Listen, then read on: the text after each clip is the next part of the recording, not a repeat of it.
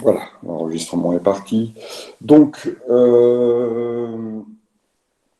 on va procéder donc, comme on l'avait prévu, à la correction des trois exercices concernant les budgets.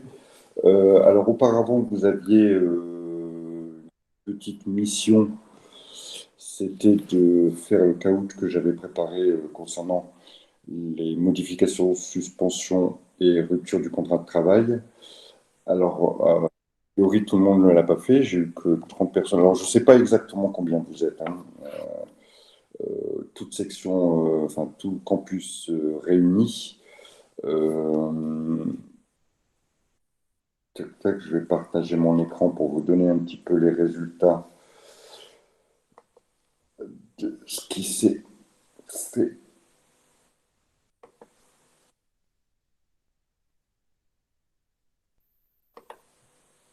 Hop, attends que j'arrive.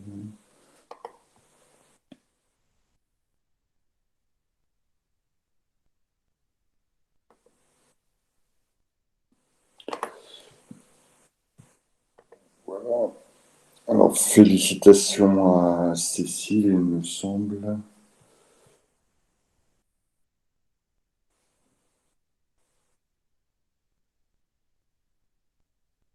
C'est en train de se charger. Voilà, félicitations à Cécile, Laurine et Adrien.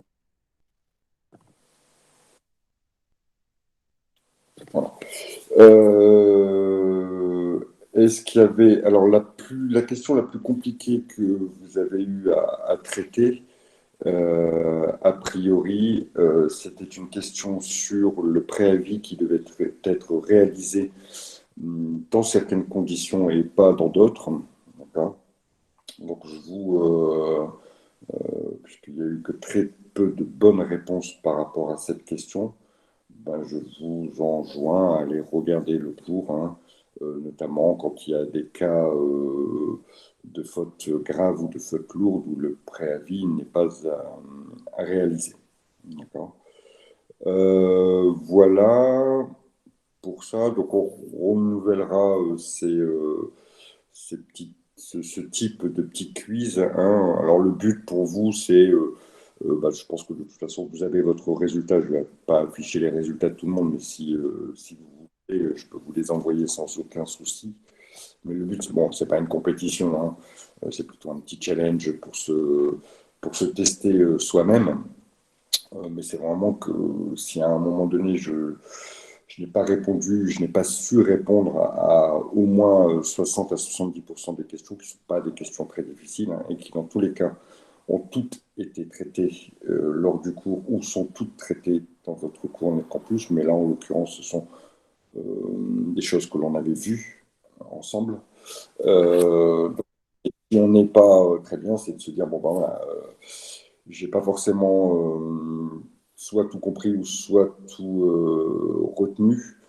À moi de revoir ce cours, de me faire une petite fiche récapitulative et puis d'essayer d'apprendre les choses de la meilleure façon possible. Voilà pour cette première partie. Deuxième chose que je voulais vous dire, c'est concernant les modalités d'examen, les modalités, pas d'examen, les modalités d'évaluation, excusez-moi, les modalités d'évaluation. Alors, a priori, pour l'instant, sur les DST, donc les devoirs surveillés, je n'ai pas encore d'informations. Toutefois, euh, afin de pouvoir vous donner une note, à chaque fois que je vais vous demander de traiter le TD et que l'on corrigera en cours, je demanderai en début de cours le TD de 3 4 personnes pour les corriger et leur donner une note. D'accord. Si d'autres personnes souhaitent me rendre le TD, bien sûr, avant la correction, c'est tout à fait possible, dans le sens où il faudra au moins avoir 2 notes sur les TD qui auront été à faire pendant le trimestre. Je récapitule. Voilà, on ne va pas commencer aujourd'hui, mais pour la prochaine fois, si vous dites, voilà, c'est un truc que j'ai super bien maîtrisé, autant qu'on m'évalue là-dessus, hein, euh, vous me rendez le TD en début de séance, d'accord? et je le note, et ça fera partie de l'évaluation pour votre semestre. Je fais juste une petite aparté là. Prenez, alors mademoiselle Vanina, je vais revenir après sur votre question, mais prenez en compte l'expérience de vos prédécesseurs de l'année précédente, de l'année dernière notamment. Nous ne sommes pas à l'abri, parce qu'aujourd'hui personne ne sait comment l'évolution, la pandémie, le virus va évoluer. On n'est pas à l'abri de retrouver le même système d'évaluation finale que l'on a eu l'année dernière. C'est-à-dire, je vais arrêter de partager mon écran. Hop, arrêter la présentation. C'est-à-dire que l'année dernière, il n'y a pas eu d'examen. L'évaluation s'est faite sur le dossier. Le dossier, c'est vos notes, vos appréciations, vos absences. Alors, dans ma matière, a priori, les absences ne seront pas comptabilisées, ou peut-être, en tout cas, elles ne sont pas comptabilisées par moi.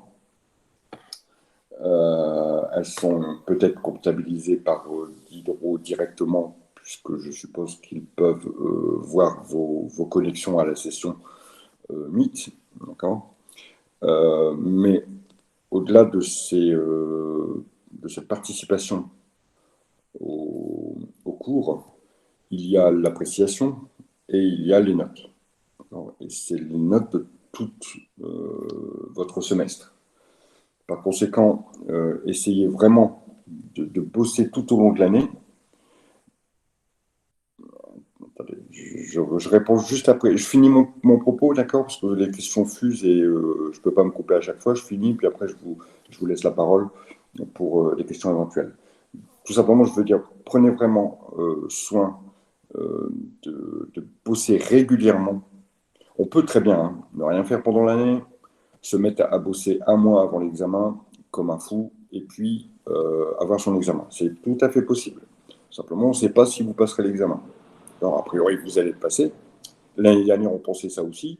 Et puis, un mois ou un mois et demi avant les épreuves, on a su qu'on ne passait pas les examens. Enfin, les élèves ont su qu'ils ne passaient pas les examens. Et que la délivrance du diplôme serait faite sur le dossier. Par conséquent, évidemment, l'élève ou l'étudiant qui n'a pas bossé pendant toute l'année, qui s'est réservé un mois juste avant les examens pour bachoter, bah, il n'a pas eu des super notes, il n'aura pas des super appréciations non plus, puisque l'enseignant, s'il ressent que l'élève n'a fait aucun effort pendant toute l'année, il ne va pas forcément mettre une super appréciation. D'accord. Donc, prenez en compte cette dimension-là, en sachant que la note apporte peu. La note apporte peu, même si je vous dis travailler sur vos notes, mais la note apporte peu. Si vous avez bossé, et si simplement, bah, malheureusement, vous n'avez pas compris l'exercice, vous n'avez pas compris ce que l'on vous demandait et que votre note s'en ressent, c'est pas très grave. C'est pas très grave. Et moi, je sais, par expérience, je vois l'élève qui a travaillé, qui a fait un effort, je valoriserai, que ce soit la note ou que ce soit mon appréciation, je valoriserai ça. Si par contre, vous n'avez pas fait d'effort, vous ne rendez pas vos TD, je vois très bien que vous êtes là une fois sur deux, que vous me posez des questions qui ont déjà été traitées dans les vidéos précédentes, ce qui veut dire que vous n'avez pas regardé les vidéos, etc. etc. Obligatoirement, je ne peux pas indiquer sur votre livret, ou je ne pourrais pas indiquer sur votre livret, voilà, c'est un élève qui a fait des efforts, qui a essayé de comprendre, même s'il n'a pas forcément tout intégré les notions, mais malgré tout, j'ai remarqué qu'il y avait du travail, qu'il y avait des efforts qui ont été faits, etc., etc. Je ne pourrais pas mettre une appréciation comme ça à un élève que je ne vois jamais, qui fait pas les TD, qui assiste une fois sur deux au cours, etc., etc. Donc prenez en compte, c'est pas du tout, je n'essaie pas de vous faire peur, hein. C'est votre diplôme, hein, c'est pas le mien, moi c'est bon, c'est fait. Mais prenez vraiment en compte toute cette dimension-là, en sachant qu'il se peut très bien, je n'en sais strictement rien, et vous non plus, personne ne le sait aujourd'hui, il se peut très bien que vous n'ayez pas l'examen. D'accord. Et ça, il faut l'avoir en tête. Au-delà du fait de peut-être ne pas passer l'examen, alors il y a 99,9% de chances que vous passiez l'examen, hein, d'accord? Mais il y a ce petit pourcentage qui s'est réalisé d'ailleurs l'année dernière, là-bas, où tout a été traité sur le dossier. Au-delà de ça, je vous rappelle quand même que votre dossier, pour les gens qui auraient 9,90 à la suite des épreuves écrites, j'ai participé à ce type de commission, hein. Alors, pas en BTS diététique, dans d'autres sections, mais j'ai participé à ce type à ce type de commission. Je vous explique simplement comment ça se passe. L'élève qui a 9,92, 9,94, la commission décide de regarder les cas des élèves, par exemple, qui ont plus de 9,88. Voilà. On fixe, enfin, ce ne sont pas les enseignants qui le fixent, mais le rectorat qui fixe en disant, voilà, les élèves qui ont 9,88, on va regarder leur dossier. Au vu du dossier, au vu des éléments dont je vous ai déjà expliqué tout à l'heure, on peut très bien décider de, on peut très bien décider de dire on va quand même lui donner l'examen, même si elle a eu que 9,92. Parce que tout le dossier est top et il se peut très bien, et ça arrive à tout le monde, de rater une épreuve. Donc, voilà vraiment ce que je voulais vous dire. Euh, de participer, de faire le boulot que je vous demande de faire, c'est pour vous, hein. D'essayer de rendre ces TD, etc., etc., de façon à avoir un dossier. Alors, je parle pour ma matière, évidemment, je ne parle pas du tout pour mes collègues. Mes collègues vous donneront certainement à peu près la même explication que moi, mais envisageront les méthodes d'évaluation peut-être différemment, peu importe. Moi, je vous parle pour ma matière, qui est quand même un coefficient relativement important. D'accord, je vous rappelle que c'est le même coefficient, par exemple, que la biochimie. Que vous ayez le plus de chances de réussir cette matière ou de ne pas la rater. C'est déjà ça. D'accord, de façon à pouvoir, à la fin de l'année, obtenir votre diplôme. Alors, vous m'avez posé deux, trois petites questions là auxquelles je vais répondre. Regardez les cours en vidéo. Bah, oui, mais je dirais que c'est que exceptionnel. Normalement, vous devez assister au cours. Ça permet, alors même si vous êtes nombreux, ça permet un minimum d'échange, quelque chose que vous n'auriez pas compris. D'accord, vous pouvez poser la question. Moi, je préférerais que vous assistiez au cours. Okay. Comment accéder sur Kahoot, Vanina, c'est indiqué normalement dans votre cours. Voilà, par exemple, voilà, quelqu'un qui a pas assisté au cours.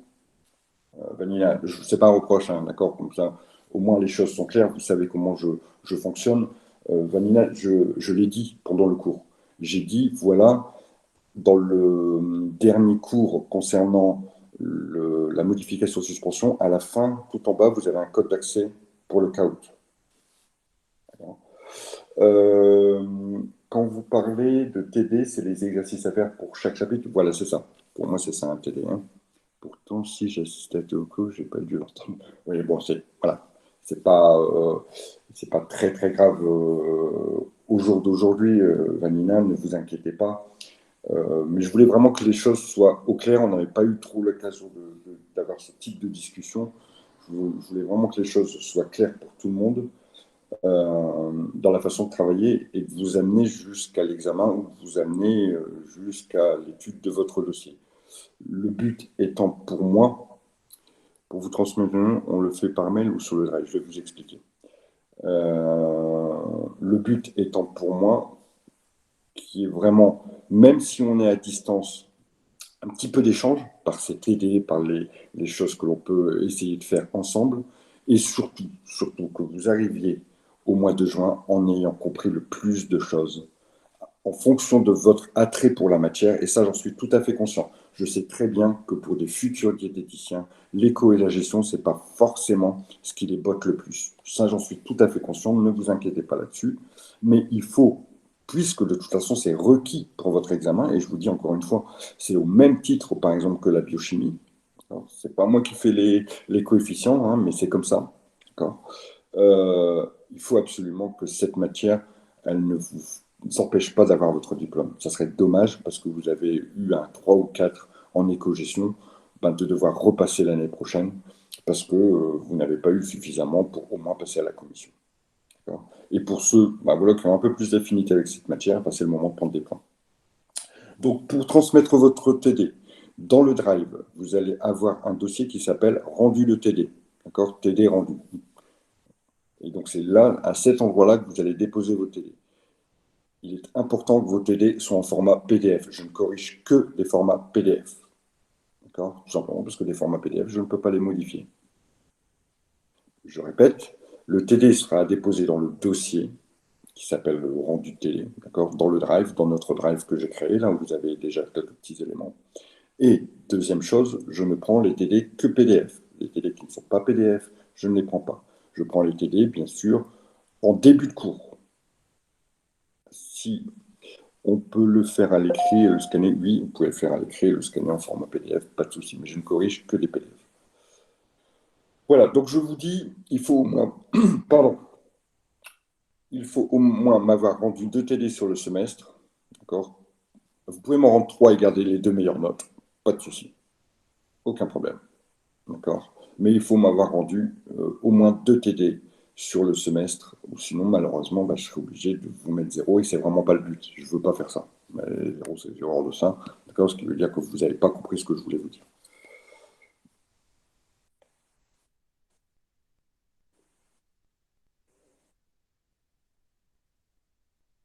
Et ce que je veux dire par là aussi, ça fonctionne aussi. Qu'est-ce qui fonctionne? Si... Oui, oui, oui, bien sûr que ça fonctionne. Si c'est à l'écrit, scanné au format JPEG. Non, que du format PDF. Tout simplement parce que format JPEG, je ne peux pas écrire dessus. Alors que j'ai un logiciel en PDF qui me permet de vous mettre les commentaires, de vous mettre les notions, etc., etc. Donc, je répète, je ne prends que les formats PDF, pas les formats JPEG. D'accord? Dans quel délai donnez-vous l'accès au Drive? Je le donne à la fin. Je vais créer. Dans quel délai? Alors, normalement, le Drive, vous avez. C'est Maëva. Voilà. Maëva, vous voyez, par exemple, encore une fois, ne le prenez pas pour vous. Ne le prenez pas pour vous, mais vous me demandez l'accès au Drive qu'aujourd'hui. Comment avez-vous fait votre TD là, alors que tout le cours est sur le Drive? Vous voyez? Donc voilà, ce genre de truc qui me dit, vous n'avez pas dû beaucoup travailler votre TD. Luc dira, oui, Luc vous fera un cours pour vous mettre les choses en PDF. Il n'y a pas de souci. Bon, allez, on se met au taf, on y va. On a quand même un TD à corriger. Alors, Bonjour. oui, Oui, excusez-moi de vous déranger, c'est Charlotte. bonjour Charles. Bonjour. En fait, bon, moi j'ai suivi tous les cours, hein, mais j'ai une question quand même par rapport au TD. Avant que vous commenciez, je voulais savoir si je pouvais vous la poser ou si vous Bien préférez que sûr. je la pose par mail. En fait, j'arrive vraiment pas à comprendre quand on calcule le budget de TVA, qu'est-ce qu'on doit regarder dans la balance. Voilà, c'est juste ça si vous pouviez un petit peu insister dessus lors de la correction, parce que j'ai vraiment pas. Sans problème. Merci. Alors, je donne accès aux derniers là qui sont en train de me demander l'accès au Drive. Hop, tac, tac. Voilà.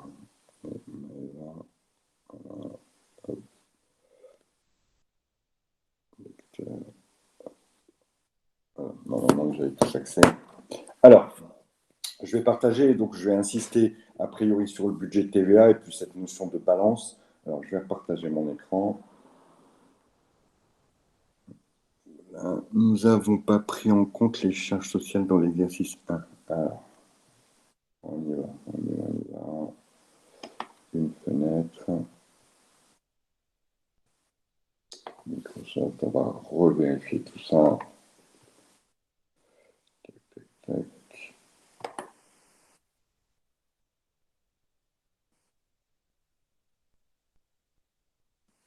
Alors, normalement, vous allez voir mon. Bon, alors, quelqu'un me dit on n'a pas pris en compte.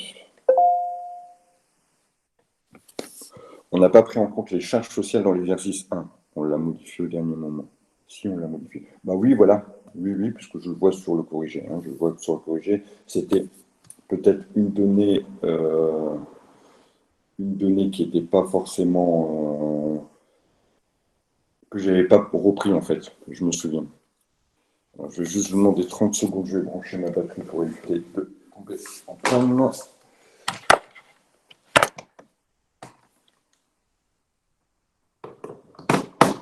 Hop, voilà.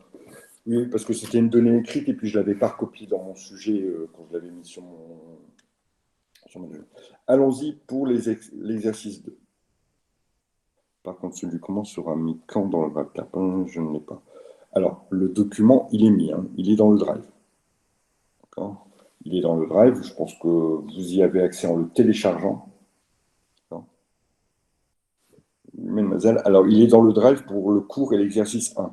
L'exercice 2, 3, 4 ne sont pas encore dans le drive, ils seront dans le drive après, à la fin de ce cours. Allez, go. Donc ici, qu'est-ce que l'on a?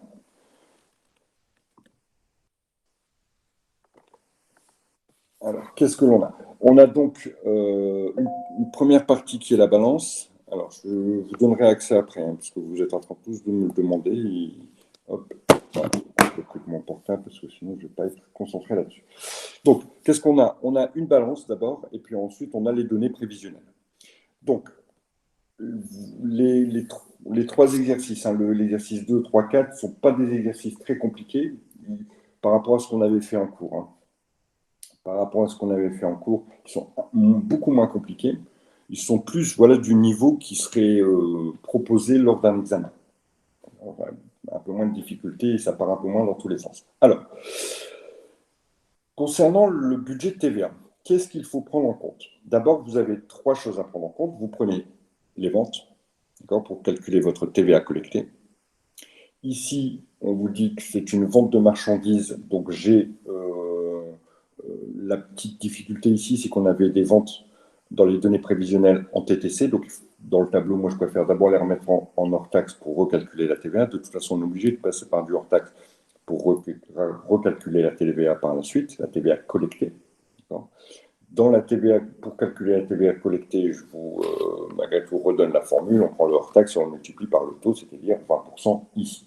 Chose que j'ai faite dans ma première partie, que je vais colorer pour la valider avec vous. Voilà. Donc là-dessus, personne n'a de souci sur ce point-là. Je continue. Maintenant, concernant la TVA déductible. Dans la TVA déductible, vous avez en général trois éléments à prendre en compte. D'abord, les achats. En général, ce seront toujours des achats de marchandises ou de matières premières. Ensuite, vous avez les services extérieurs ou charges externes. C'est en général la même chose, ou on les appelle aussi des fois autres charges. Bon. Et vous devez prendre en compte les immobilisations, bien sûr, quand il y en a. Trois choses à prendre en compte. Ici, qu'est-ce que j'ai? J'ai des achats de marchandises. Pour 77 500, 74 470 et 87 000. Cette fois-ci, il faut bien lire vos sujets, hein. Il faut être bien concentré. Cette fois-ci, ce sont des montants hors taxe que je reporte tel quel et pour lesquels je vais calculer la TVA.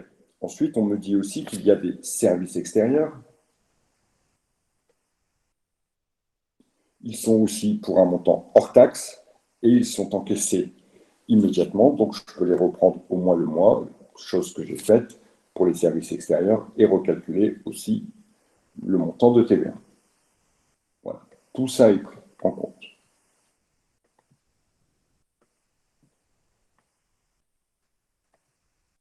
J'obtiens un total de TVA déductible. Ici, par exemple, il n'y avait pas d'immobilisation, donc je n'ai pas pris en compte les immobilisations.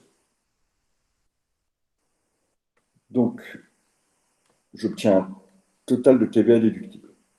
Alors, quelle est l'influence de la balance? La balance n'aura d'influence dans mon calcul de TVA, de budget de TVA, que s'il y a de la TVA au crédit, que s'il y a sur la balance un crédit de TVA. S'il y a de la TVA à décaisser, ça ne sera pas dans le budget de TVA, ça sera dans le budget des décaissements. Donc ici, par exemple, évidemment, j'ai un crédit TVA. Ça veut dire que j'avais un solde positif la fois précédente. C'est-à-dire qu'à la fin du mois de septembre, puisque mon budget commence en novembre, l'État me devait des sous. Donc, je vais me servir de cette créance fiscale pour la déduire de ce que je dois. Voilà pourquoi, ici, et je l'ai mis d'ailleurs dans la petite remarque, j'ai un crédit de TVA qui est issu de la balance. Donc, je répète, quelle est l'influence de la balance sur le budget de TVA? Il n'y a que si apparaît un crédit de TVA qui est repris. Peut-on voir votre écran? Vous l'avez là, mon écran. Donc je continue. Vous voyez bien mon écran, hein? On est OK? Oui, on voit votre écran. Oui, d'accord. OK. Ça marche. Donc, il n'y a que si il y a un crédit de TVA qui apparaît dans la balance que vous le reprenez dans le budget de TVA. Si c'est de la TVA à décaisser, ça sera repris dans le budget des décaissements. Ici, la TVA à décaisser, c'est celle qui est décaissée au titre de celle qui sera décaissée au titre de l'activité du mois d'octobre.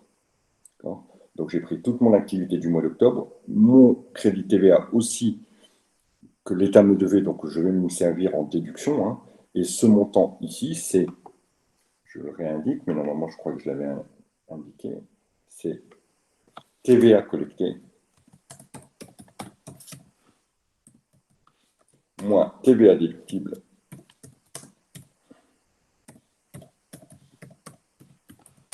moins crédit TVA.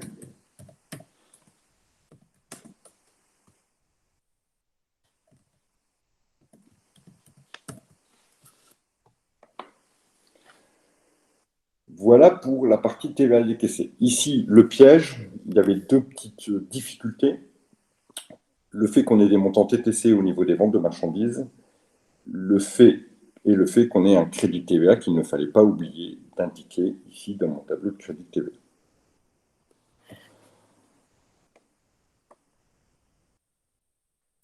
Excusez-moi, j'ai une question par rapport aux arrondis. Oui. Là, enfin, on arrondit à l'euro, parce que là, vous avez arrondi à deux chiffres après la virgule, au centime. Ouais, en général, c'est ce qui est fait, mais j'arrondis, oui, au centime. Si vous vous trompez d'un ou deux centimes, c'est pas un problème.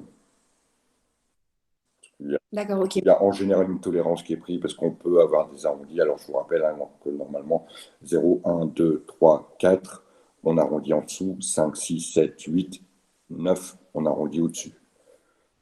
Donc, le 5, normalement, on l'arrondit au-dessus. Hein. C'est le petit qui pose des soucis. Alors, concernant le budget des encaissements, donc c'est celui qui est relatif aux ventes. Donc, on nous indique que les ventes sont encaissées à 50% au comptant, donc tout de suite, et 50% un mois après. Donc, les encaissements se font TTC. Donc, ici, j'avais déjà du TTC dans mes ventes, donc j'ai simplement repris 50% des ventes d'octobre en octobre, 50% des ventes d'octobre, je les ai passées en novembre. Et ainsi de suite. Je dois toujours regarder tous les éléments des données prévisionnelles et à la fin, je dois toujours passer par la balance. Qu'est-ce qu'on me dit au niveau de la balance? On me dit au niveau de la balance que mes clients me doivent des sous. Ils me doivent 30 264 €. Par un petit renvoi 3, on me dit que ce sera payable, que c'est encaissable. Donc, je vais recevoir l'argent en octobre. Donc, je l'indique pour le mois d'octobre, pour le montant de la balance. Je vous rappelle qu'à la balance, dans la balance, les montants sont des montants TTC. Y a-t-il des questions concernant ce budget des encaissements? On ne prend pas le crédit TVA. Non. Le crédit TVA n'intervient que dans le budget de TVA. C'est bon pour vous? Alors, voilà, vous comprenez ça. Le crédit de TVA n'est à reprendre que dans la partie du budget de TVA. Mais il se peut, dans une entreprise, que le crédit TVA soit repris dans le budget des encaissements. Je vous explique pourquoi, mais vous retenez pas ce que je vais vous dire, d'accord? Tout simplement parce que quand je vous dis le crédit TVA n'est à reprendre que dans le budget de TVA, c'est un petit peu faux. Il peut être aussi dans le crédit des impôts, mais ça ne sera jamais dans le cadre de vos exercices. D'accord? Jamais on va vous présenter cette situation-là. C'est quand le crédit de TVA est si important, d'accord, que je vais en demander le remboursement. Plutôt que de m'en servir comme un avoir, je vais en demander le remboursement. Et donc, ça va me faire un encaissement.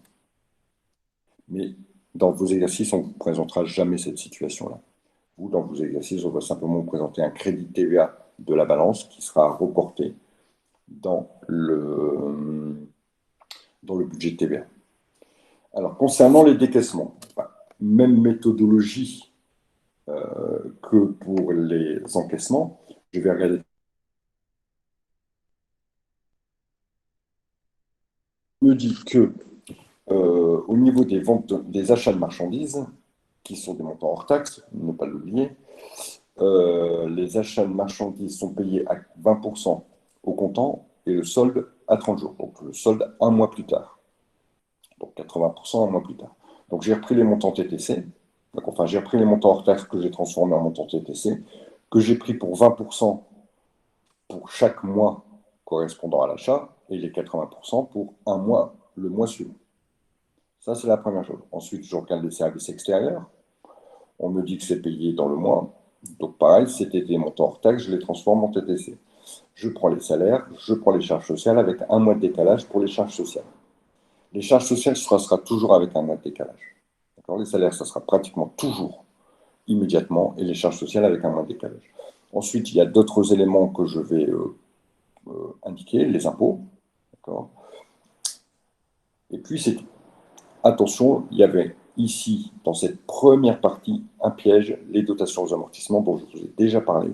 Je vous ai dit, attention, les dotations aux amortissements, c'est un piège, ce n'est pas une donnée qui rentre dans les budgets. Je répète, les dotations aux amortissements, ce ne sont pas une donnée qui rentre dans les budgets. On va tout le temps vous les indiquer pour vous inciter à le mettre dans votre budget. Mais vous, comme vous avez bien assisté au cours et que vous avez bien marqué en rouge sur votre petit cahier que les dotations aux amortissements ne sont pas à prendre en compte, vous n'allez pas tomber dans le piège. Ensuite, on va prendre les données issues de la balance. Je vais remonter dans ma balance. J'avais des fournisseurs à qui je devais encore de l'argent que je vais payer au mois d'octobre. Donc, je vais reporter le montant tel quel, puisque dans la balance, ce sont des montants TTC dans mon budget. Un fournisseur d'IMO, donc une acquisition d'immobilisation qui a été faite et à qui je dois encore de l'argent, 50 000 euros. C'est toujours du TTC, hein. Donc 75% payable en octobre et le reste, les 25% restant le mois suivant. Donc je reporte, hein, simplement. Ainsi que les charges sociales. Voilà. Donc j'ai reporté dans tout. J'ai repris ma TVA décaissée avec un mois de décalage, c'est-à-dire que, comme on me dit ici, la TVA due n'est décaissée qu'en M+1, donc le mois suivant. Donc ça, c'est la TVA du mois d'octobre que je vais décaisser au mois de novembre. Et ça, je vais le chercher, c'est une donnée qui est issue de mon... Je vais l'indiquer encore, commentaire. Donc, montant calculé dans le budget de TVA, le montant d'octobre est payable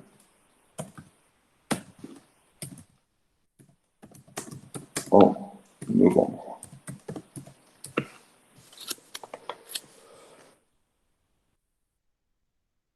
Voilà pour les deux parties ici de TVA.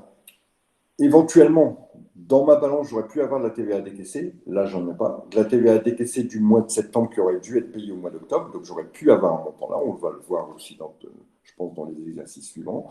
Et ici, je totalise, bien sûr, mes décaissements.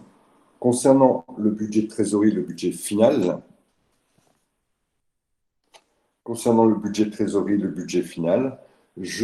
ma trésorerie initiale, je vous rappelle que c'est le montant indiqué dans la balance de la caisse plus la banque, ici dans ma balance, j'avais 5423 sur le compte en banque et 454 dans la caisse. J'additionne ces deux montants, c'est mon solde de départ, mon solde initial. Et ensuite, je viens reporter le total des encaissements, le total des décaissements, et enfin le solde final. Le solde final, c'est le solde initial plus les encaissements moins les décaissements. D'accord? Et ainsi de suite. Oui. Je vous embête, mais j'ai l'impression que l'avant-dernière ligne du tableau d'avant, quand vous mettez balance charge sociale, c'est pas plutôt sécurité sociale? C'est la même chose. Oui, oui, dans la c'est marqué sécurité sociale. Ouais, non, mais c'est juste une question. C'est Oui. juste que du coup, tel quel, on peut écrire deux fois charge Alors, sociale, mais c'est pas la même chose. répétez, j'ai pas compris. Parce que du coup, oui, du coup, vu qu'on a deux fois charge sociale dans le tableau, mais c'est pas pour la même chose, du coup. Mais c'est peut-être c'est un détail, hein. Alors, je vais vous répondre, c'est la même chose. D'accord? Les charges sociales et la sécurité sociale. Les charges sociales, c'est la charge, et la sécurité sociale, c'est celui qui encaisse la charge. D'accord? Donc, sur le principe, c'est la même chose. Tout simplement parce que moi, je fais des copier-coller de mes tableaux, hein, et que des fois, je ne reprends pas l'intitulé, mais jamais personne ne vous sanctionnera parce que vous avez fait une erreur à ce niveau-là, ou parce que vous n'avez pas utilisé le terme qui était indiqué dans la balance. Puisque dans tous les cas, la charge sociale et la sécurité sociale, ça recouvre la même chose. La charge, c'est ce que vous payez, et la sécurité sociale, c'est à qui vous le payez. Et j'avais une autre remarque. En octobre, est-ce que c'est normal qu'il n'y a pas de charge sociale en octobre, les 4330, 4350? Il y a des charges sociales, mais elles sont payées le mois suivant. D'accord. Si vous regardez dans votre intitulé, il est indiqué les charges sociales sont réglées le 15 du mois suivant. Donc les charges sociales du mois d'octobre sont payées le 15 novembre. Les charges sociales du mois de novembre, donc les charges qui sont attachées au salaire, hein, sont payées le 15 décembre. Et justement, c'est pour ça qu'on a un montant dans la balance de 4751, vous voyez, qui est plutôt du même ordre, même s'il n'est pas le même que les 4350. Ce sont les charges sociales des salaires payés, les salaires donc, qui ont été payés en septembre, les charges sociales de ces salaires-là sont à payer le mois suivant, en octobre. C'est pour ça d'ailleurs qu'elles apparaissent sur la balance et qu'on les indique ici. J'ai répondu à votre question? Oui, oui, en fait, du coup, finalement, on a l'information d'avant avec la balance, et comme là, c'est décalé d'un mois, c'est pour ça qu'il n'y a rien dans cette case. Voilà, exactement. Ok, merci bien. Juste, excusez-moi, avant qu'on change d'exercice, c'est encore Charlotte. Là, en fait, à la fin du budget de TVA, on a donc trouvé qu'il y avait de la TVA à décaisser. Donc, ça sert pour le tableau budget des décaissements. Mais imaginons, si on tombe sur crédit de TVA à reporter, on le met où après? Dans quel budget? Alors, on va le voir après. Je sais pas si... Ah, ok, bon, On va le voir merci. après parce que je crois que dans l'exercice numéro 2 ou 3, bon, on va aller tout de suite. Hein. Hop, comment on est? Non, mais dans le dernier, dans le quatrième, voilà, vous voyez, dans le quatrième, on a un crédit de TVA en cours qui a été reporté, et donc là, il n'y a pas de TVA à décaisser. Tout simplement, je vais anticiper un peu les choses, hein, Charlotte. Si, Oui, si on a, dans la période, ici, si on n'avait pas eu de TVA à décaisser, d'accord, que le crédit de TVA avait été supérieur au montant, au montant qui aurait dû être payé, si on oui. vient dans cette case-là, il n'y en a pas à payer ce mois-là, c'est tout. Donc, il n'y a rien à décaisser, tout simplement. Oui, mais du coup, on le met pas dans encaissement non plus. Non plus. Non, non, non. Non, non. D'accord, c'était ça ma question en fait. En fait, on met rien. Voilà. On part pas du principe que le remboursement est demandé. D'accord, On part du principe que c'est l'avoir, il est reporté le mois suivant. D'accord? d'accord. Y a-t-il d'autres questions? Merci. S'il n'y a pas d'autres questions, je vais passer à l'exercice numéro 3.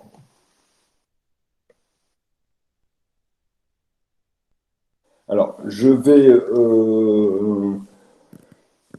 ici passer assez rapidement puisqu'on retrouve pratiquement la même configuration. Hein.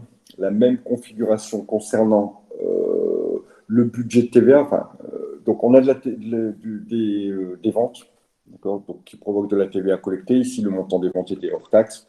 Pas trop de soucis pour faire mon premier calcul, pour me faire ma première ligne. Cette ligne-là normalement ne pose aucune difficulté. Les achats, alors ici, le petit truc, c'est qu'on ne savait pas ce que c'était. Mais bon, c'est pas très grave, à la limite. Les achats, ici, pareil, pas de difficulté. Cette fois-ci, on avait l'acquisition d'une immobilisation, donc, qui était achetée au mois de février, donc qui provoquait de la TVA sur l'IMO, hein, c'est exactement le même calcul. Donc, pareil, deuxième partie sans grande difficulté. J'avais un total de TVA déductible qui prend en compte la TVA sur IMO au mois de février. Encore une fois, comme dans l'exercice précédent, j'ai un crédit TVA qui apparaît sur la balance. D'accord. S'il y avait eu sur la balance, je répète, s'il y avait eu la TVA décaissée, ce n'est pas à ce niveau-là qu'on l'indique. On l'indique dans le budget des décaissements.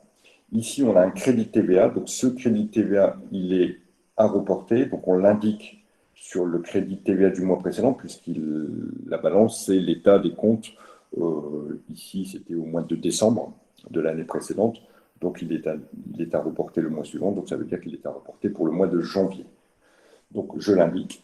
Attends, je vous ai mis, je crois, le petit commentaire. Voilà. Et ensuite, je fais mes petits calculs, hein, TVA collecté, moins TVA déductible, moins TVA, moins crédit de TVA, éventuellement s'il y en a, et ce qui est le cas pour le premier mois. Donc, voilà, la méthodologie, elle doit commencer à être acquise au niveau du budget de TVA, qui est peut-être la chose la plus compliquée.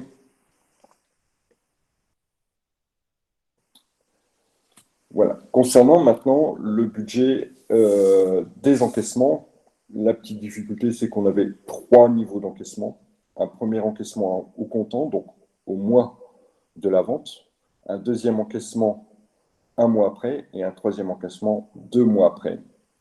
Donc 3 niveaux d'encaissement, 40%, 50% et 10%. J'ai simplement repris les montants qui étaient indiqués dans les ventes. Donc 100 000 euros ici, multiplié par 1,2 pour trouver le montant TTC, multiplié par 0,40 pour prendre les 40%, ce qui donne mon 48 000. J'ai pratiqué la même chose et pour ma ligne des 50%, j'ai fait la même chose avec un décalage d'un mois. On avait des données issues de la balance qui étaient aussi à répartir sur deux choses. Alors, elle est où ma balance? Tac, tac, tac. Extrait de la balance, voilà.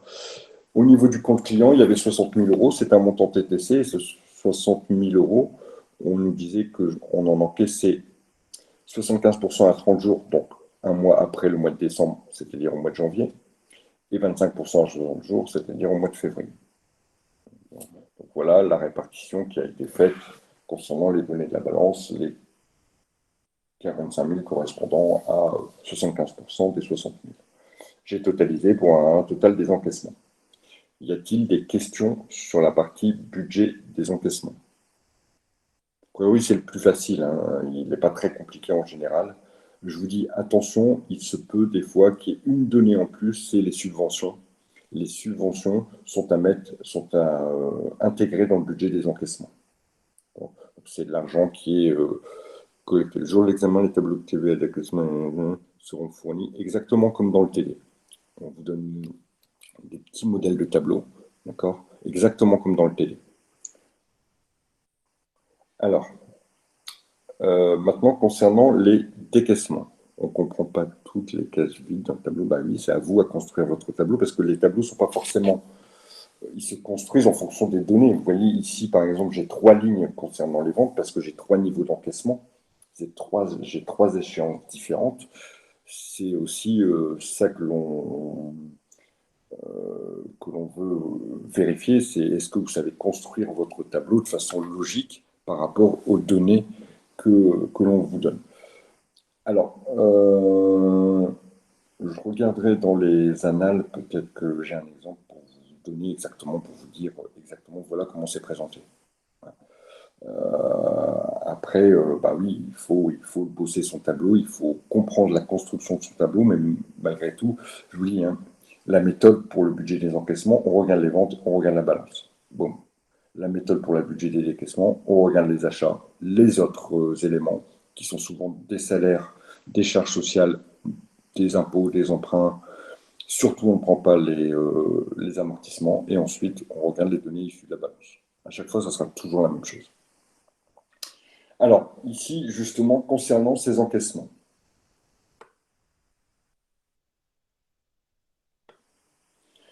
Pareil, ces décaissements, excusez-moi. Pareil, 3 niveaux de décaissement pour les achats, un tiers au comptant, un tiers à 30 jours, un tiers à 60 jours.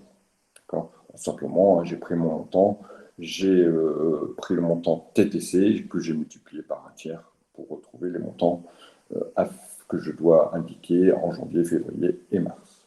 Ensuite, on vous donne les autres charges. Attention, ici, comme je vous l'indique, dans l'intitulé, on vous dit, voilà, les autres charges s'élèvent à 12 000 euros chaque mois, dont 6 000 euros d'amortissement. Enfin, fallait bien sûr pas les prendre en compte, ces 6 000 euros. C'est la même... Le vocabulaire n'est pas très bien employé dans l'exercice, on aurait pu utiliser dont 6 000 euros de dotation aux amortissements. Mais c'est pas grave.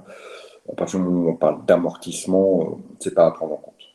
On vous indique aussi qu'il ne fallait pas prendre la TVA là-dessus, qu'il fallait négliger la partie TVA sur ça. Voilà pourquoi j'ai repris que 6 000 euros pour les 3 mois. Janvier, février, mars, 6 000 euros. Ensuite, concernant les salaires, on vous dit que les salaires sont payés le 28, donc ça veut dire le même mois. J'ai repris mes 20 000 euros et que les charges sociales s'élèvent à 15 000 euros et sont payables au mois suivant. Voilà pourquoi, encore une fois, j'ai rien au mois de janvier, puisque les salaires du mois de janvier, les charges affectées au salaire du mois de janvier sont payées en février. Par contre, vous voyez que dans les données issues de ma balance, j'ai replacé mes 15 000 qui étaient dus au titre du mois de décembre. Ici, on avait des éléments d'impôt, d'acquisition, d'immobilisation, de remboursement d'emprunt, qui sont évidemment des éléments, des flux financiers qui sont à prendre en compte. Ensuite, je cherche les données de ma balance. Simplement, je viens reporter les montants en fonction de ce qu'on me donne dans la balance et de la répartition qu'on me donne dans la balance. Alors,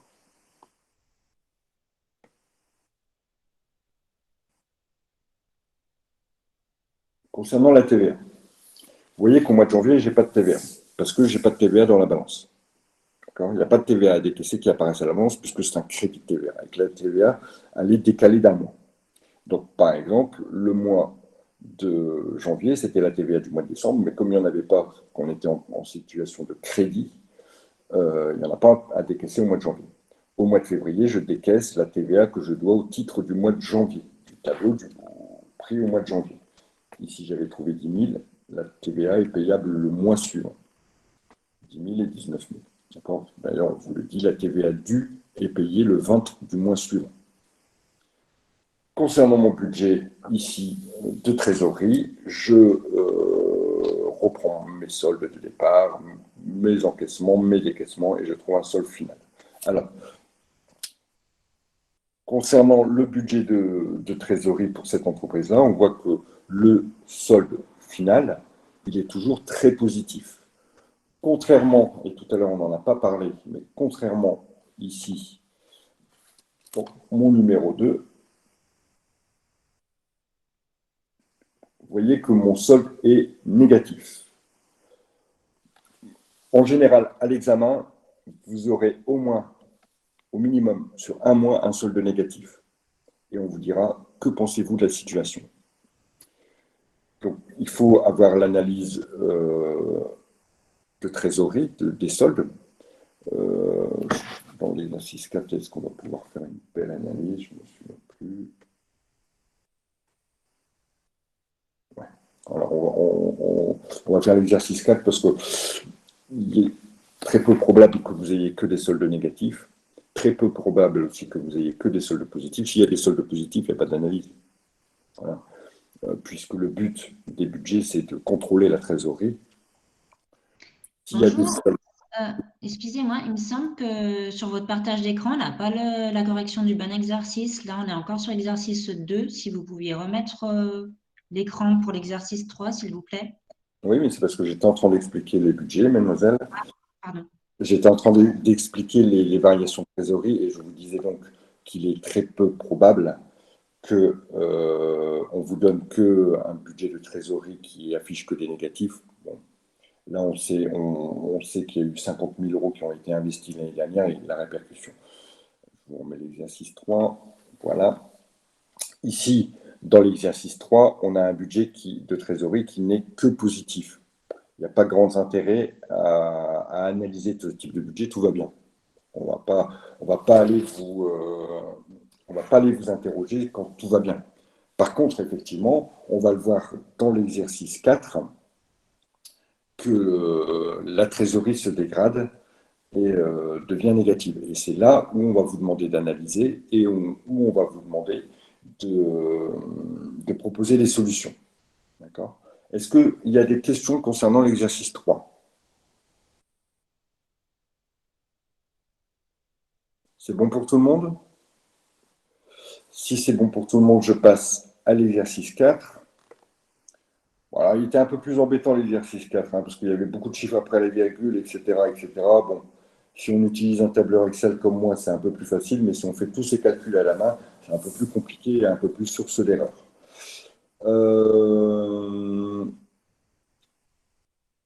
Concernant les ventes, pas de difficulté ici, puisqu'on a des ventes hors taxes. Si je m'appelle à mon budget de TVA, ah oui, et deuxième chose, vous avez vu le petit truc, c'était un taux de TVA 19,6. D'accord. Bon, taux de TVA, l'exercice doit dater, à mon avis, de quelques années, puisque aujourd'hui, c'est un taux de TVA qui n'existe plus, qui a existé, mais qui n'existe plus, puisque le taux normal, aujourd'hui, il est de 20%. Bon, malgré tout, on va le faire avec 19,6, hein, comme il était indiqué. Bon, au lieu de multiplier par 1,2 pour trouver des montants TTC à partir d'un montant hors taxe, on va multiplier par 1,196, 196. Et pour trouver la TVA, au lieu de multiplier par 20%, on va multiplier par 19,6%, soit 0,196. Ici, TVA collectée, pas de souci. TVA déductible, pas de souci. Il y avait une acquisition d'immobilisation, pas de souci. On a cette fois-ci, vous voyez qu'au mois de juillet, et ça c'est dû à l'acquisition d'immobilisation, au mois de juillet, je tombe en crédit de TVA. C'est-à-dire qu'il y a plus de TVA déductible que de TVA collectée. À partir de là, ce crédit TVA, je dois le reporter. Comme on l'avait vu dans le cours, hein, je dois le reporter le mois suivant. Voilà pourquoi, ici, il est reporté au mois d'août. Est-ce que c'est compris, cette partie-là? Et il n'y a pas de TVA. Comme c'est l'État qui me doit des sous, je ne vais pas leur donner de la TVA. D'accord? C'est l'État qui me doit des sous. Donc, il n'y a pas de TVA à décaisser au mois de juillet, ce qui va se ressentir dans le budget des décaissements. Concernant les encaissements, pas de difficulté, d'accord.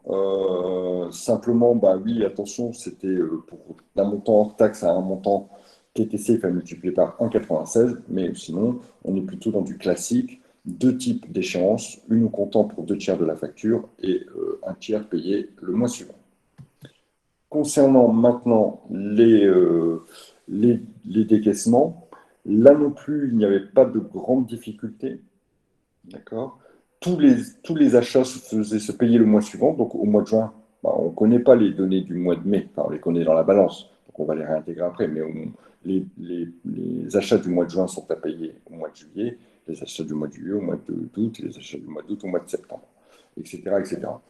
Les salaires, bah, pas de souci. Les charges sociales avec le décalage d'un mois.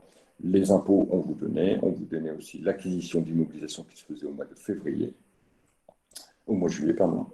Et ensuite, on avait un remboursement d'emprunt qui était identique, 5073 pour les 3 mois. Je vais chercher ensuite les données qui sont dans ma balance. J'avais un compte fournisseur à payer, des charges sociales aux organismes sociaux à payer, et puis, j'ai tout. Voilà. Alors, On va s'arrêter 30 secondes sur la TVA décaissée. Celle qui apparaît de 8712. Donc, c'est bien celle qui est dans ma balance. C'est qui est payée au mois de juillet. Puisque la TVA est toujours à payer le mois d'après, au mois de mai, j'avais 4000 à payer, que je paye au mois de juin. Voilà pourquoi j'ai 4000, pas 4000, 8712, pardon. Ça, c'est issu de la balance. Je vais vous le marquer.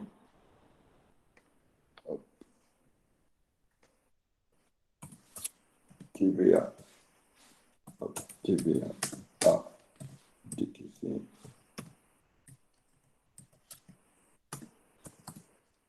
TVA à décaisser, issu de la balance.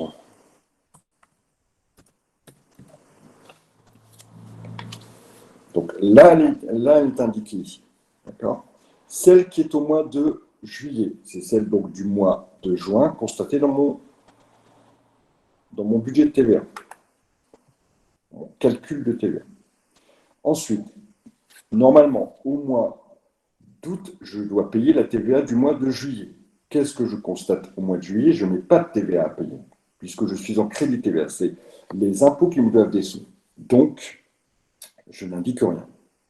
Voilà pourquoi ici, au mois d'août, pardon, je n'ai pas de TVA à payer. Je fais tous mes calculs et ensuite je fais mon tableau de trésorerie, toujours en reprenant mon solde initial, c'est la banque et la caisse de la balance, et puis le total des encaissements, le total des décaissements pour trouver le solde final que je reporte en solde initial le mois d'après. Ici, vous voyez qu'on remarque que d'abord, au mois de juin, la trésorerie, le solde est positif. Il y a 14 000 € de solde positif. Par contre, à partir du mois de juillet, la trésorerie se dégrade. Alors, elle va se reconstruire petit à petit. On passe à 41 000 et boum, ensuite, on repasse à 16 000 €, à moins 16 000. Donc, ça tend à se réduire au mois d'août. On va vous dire, expliquer, analyser. L'explication, la source donc la source ici du solde négatif, c'est l'acquisition d'immobilisation. On voit que j'ai acheté une immobilisation, donc une machine, un véhicule, un bien qui sert au cycle d'exploitation de l'entreprise, pour une valeur de 64 000 €, donc que j'ai payé moi-même. Donc, quand j'ai un truc à payer, quand vous achetez un gros meuble, un gros frigidaire et que vous larguez 1000 balles, votre compte en banque il fait un peu la tronche, si vous n'avez pas prévu le truc. Voilà pourquoi, ici, le solde final de trésorerie du mois de juillet est fortement affecté. Ça, c'est votre analyse. Quelles sont les solutions qu'on peut proposer?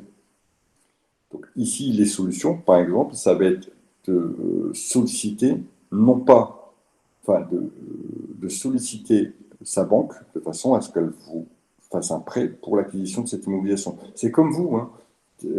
Je dois acheter une voiture. Si je la paye au comptant, une voiture de 10 000 €, si je la paye au comptant 10 000 €, et que sur mon compte il n'y avait que 3 000 €, je suis à moins 7 000. Voilà, et ça pose un souci. Qu'est-ce que je fais quand je veux acheter quelque chose d'important? Deux solutions, soit j'ai la trésorerie, hein, soit j'ai des sous parce que je les ai mis de côté, ce qui n'est pas le cas de notre entreprise ici, ou soit je vais chercher à ma banque le financement. Donc ici, je ne sais plus si on avait mis d'ailleurs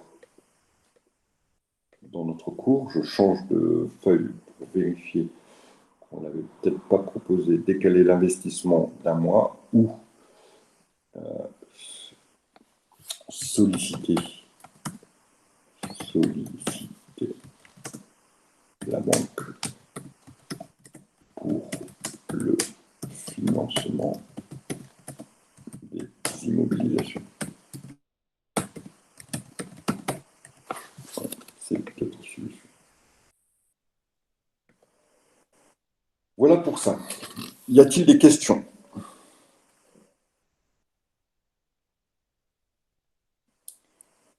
Alors, s'il n'y a pas de questions, pour lundi, vous devez avoir fait la première partie, c'est-à-dire la construction du tableau des flux nets de trésorerie, du chapitre suivant. D'accord? Vous devez l'avoir vu. Dans le Drive, j'ai mis un fichier complémentaire d'explication de la construction du tableau. Donc, allez voir ce fichier complémentaire de la construction du tableau. Ensuite, pour la séance, quel est le calcul du premier solde initial? Le premier solde initial ici, c'est banque plus caisse, exactement, Alena. Banque plus caisse. Et ça, on trouve les éléments dans la balance. Soit 5381,37 plus 426,52.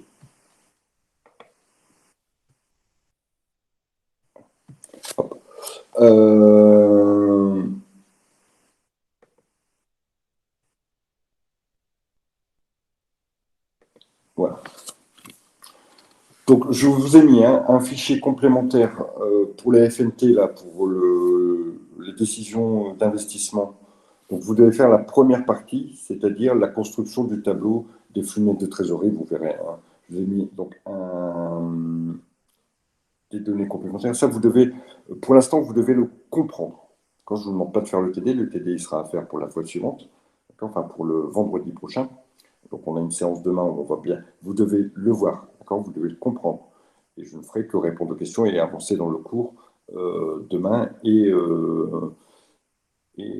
mardi.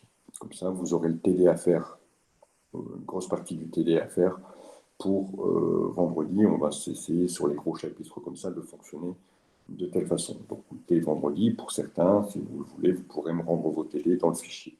Donc, vous avez jusqu'à vendredi prochain. Voilà pour ça. Y a-t-il des questions? Bon, bah, écoutez, s'il n'y a pas de questions, dans le cours NetCampus d'aujourd'hui, il y a une fiche de révision. Est-ce que les corrections sont sur le drive? Dans 30 secondes, mademoiselle. Dès qu'on a terminé le cours, je la mets sur le drive, je vous promets.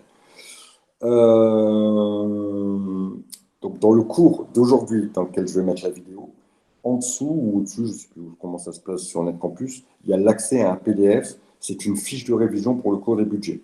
D'accord? Vous pourrez la regarder un petit peu ce que ça donne. De toute façon, ça va rester en ligne tout le temps de votre année scolaire. Ce sont les genres de fiches de révision pour les examens, c'est plutôt pas mal. Donc, je vous l'ai faite. D'accord. Alors, celle que j'ai déjà faite, je vous la mets. Il y aura une fiche de révision pour tous les chapitres. A priori, il y aura une fiche de révision pour les chapitres les plus difficiles. Elle résume bien, vous regarderez si ça vous correspond. Moi, c'est les fiches que je fais pour vous. S'il y a besoin de compléments, ensuite, je vous laisserai les compléter vous-même. D'accord? Ok, allez, on se quitte là, c'est bon. Bonne journée à tous, bon week-end, et puis on se revoit lundi soir. Ciao.